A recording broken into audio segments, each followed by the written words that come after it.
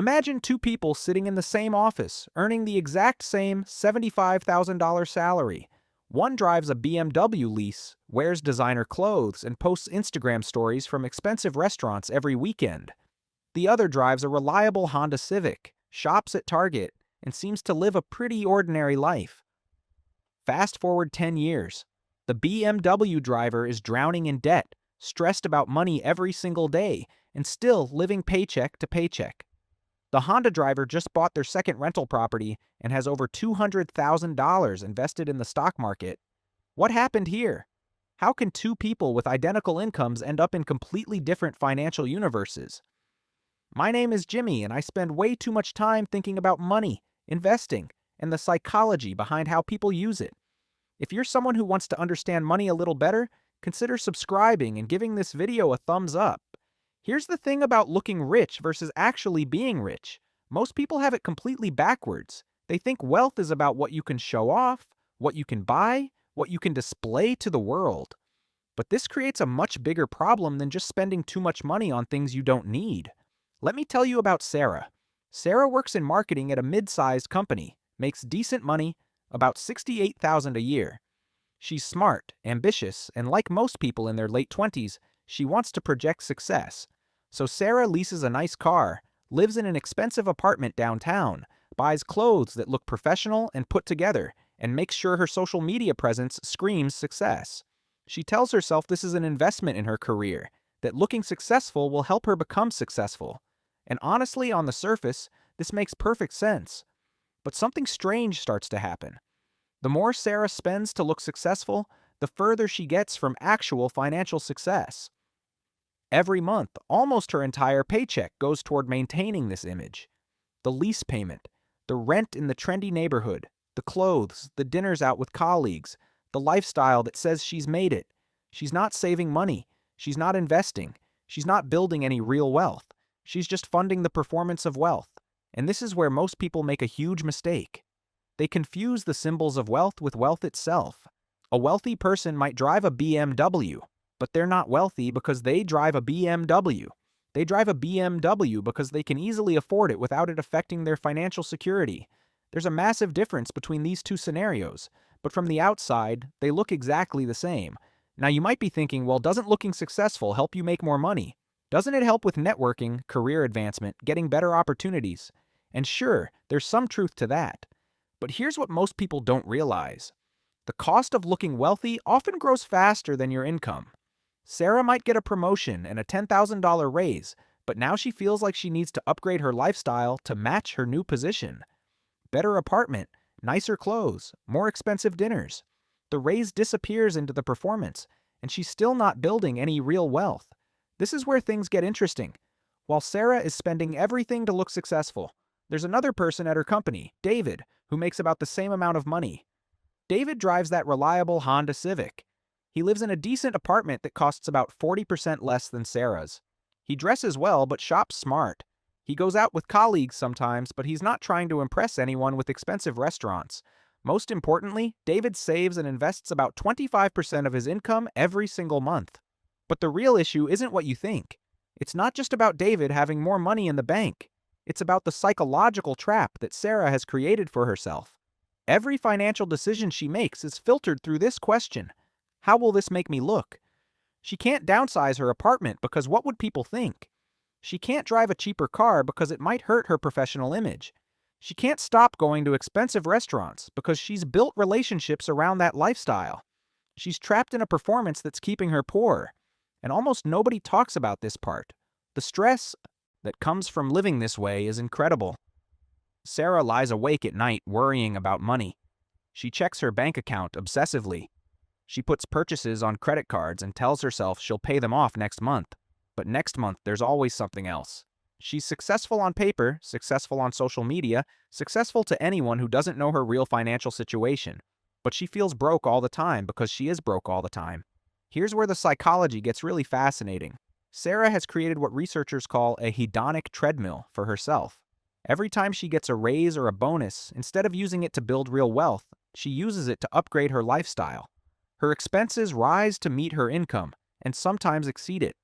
She's running faster and faster on this treadmill, but she's not actually getting anywhere financially. She's just getting more tired. Meanwhile, David is playing a completely different game. Every month, his net worth grows. His investments compound. His financial security increases.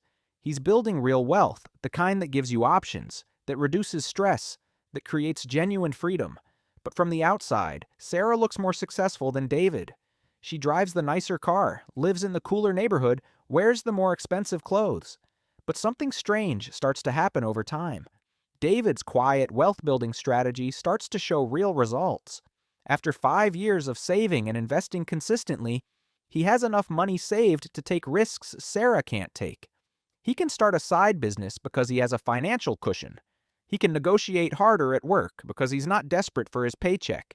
He can take a lower-paying job at a startup with equity upside because he's not living paycheck to paycheck. His financial security gives him more career options, not fewer. And this is where most people completely misunderstand wealth building. They think you have to sacrifice everything, live like a monk, never enjoy your money. But David isn't miserable. He's not depriving himself of everything. He's just made different choices about what's worth spending money on. He values financial security more than looking successful. He'd rather feel rich than look rich. And ironically, this approach often leads to being able to afford the things Sarah is fake affording with debt and financial stress. Let me give you some numbers that show just how dramatic this difference becomes over time.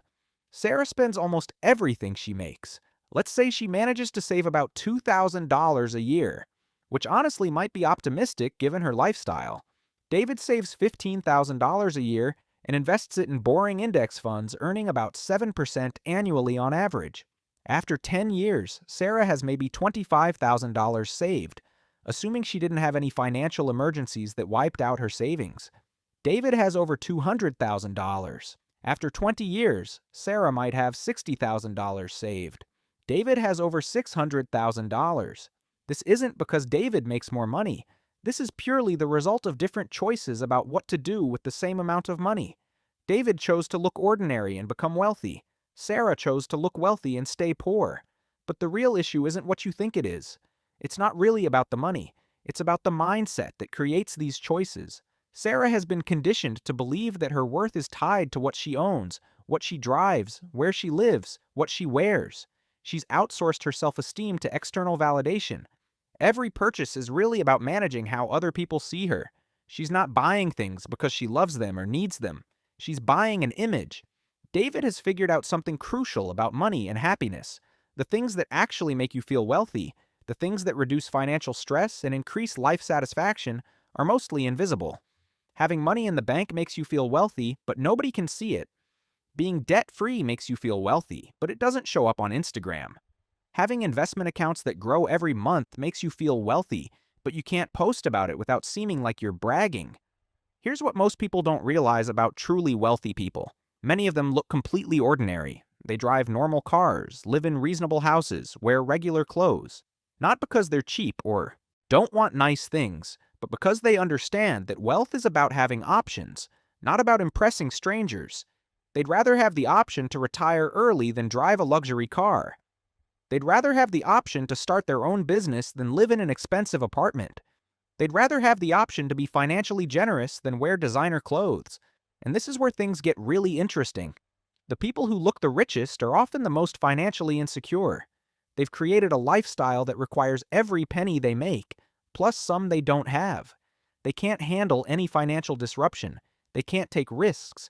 They can't invest for the future because they're spending everything on the present. They're financially fragile, even though they look financially successful. But something strange starts to happen when you flip this script. When you stop spending money to impress other people, you start having money for things that actually matter to you.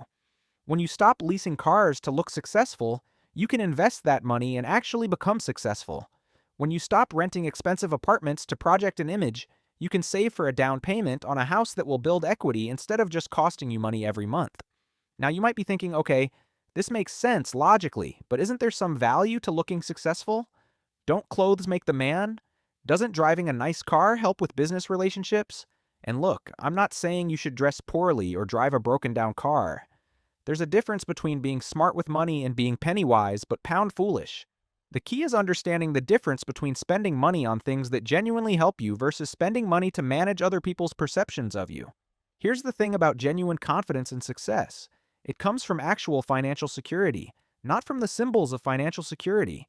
When you have real money saved and invested, when you're building actual wealth, you carry yourself differently. You're less anxious about money. You make better decisions because you're not desperate. You take better risks because you have a safety net. You negotiate better because you have options. This kind of authentic confidence is much more attractive and valuable than the fake confidence that comes from expensive purchases you can't really afford. The saddest part about the whole fake it till you make it mentality with money is that it often prevents you from ever actually making it. You're spending all your money on the performance of success instead of building real success. You're so busy looking wealthy that you never have the chance to become wealthy. But the real issue isn't what you think. It's not that people are stupid or bad with money. It's that we live in a culture that constantly reinforces the idea that you are what you own. Every advertisement, every social media post, every movie and TV show suggests that successful people have expensive things, and therefore having expensive things makes you successful. But this is backwards logic that keeps people trapped in financial mediocrity. Here's what changed everything for me when I started thinking about money differently. I realized that every dollar I spend on looking wealthy is a dollar I can't invest in becoming wealthy. Every lease payment, every expensive dinner, every designer purchase is an opportunity cost. That money could be growing, compounding, building real wealth that gives me real options in life. And almost nobody talks about the freedom that comes from not caring what other people think about your financial choices. When you stop spending money to impress people, you suddenly have so much more money for the things you actually care about. You can be generous with people you love. You can invest in experiences that matter to you. You can take calculated risks that might pay off big. You can build a life based on your values instead of other people's expectations. The most successful people I know, the ones with real wealth, real security, real options in life, they don't look particularly impressive. They look normal. They've figured out that wealth is about what you keep, not what you spend. They'd rather feel rich than look rich. And ironically, this approach usually leads to being able to actually afford the nice things that other people are fake affording with debt and financial stress. So here's my challenge for you. For the next month, before you buy anything that's meant to make you look successful, ask yourself this question: am I buying this because I love it and can easily afford it, or am I buying this to manage how other people see me? If it's the latter, consider what would happen if you invested that money instead. Consider what your life would look like in 5 or 10 years if you focused on building real wealth instead of performing fake wealth. The truth is, looking rich is often just an expensive way to stay poor. But building actual wealth, even if it looks boring from the outside, gives you something much more valuable than admiration from strangers. It gives you freedom, security, and real options in life. And in the end, that's worth way more than any luxury car or designer handbag could ever be.